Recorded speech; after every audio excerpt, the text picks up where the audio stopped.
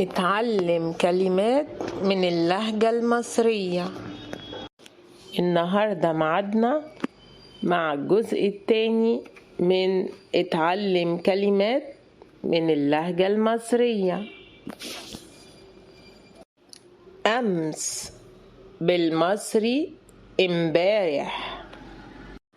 اليوم بالمصري النهاردة. غدا بالمصري بكرة. عائلة بالمصري عيلة.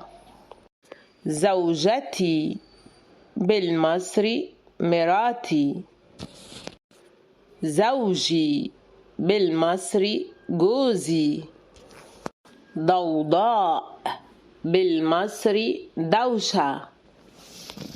حذاء بالمصري جزمة. خبز بالمصري عيش.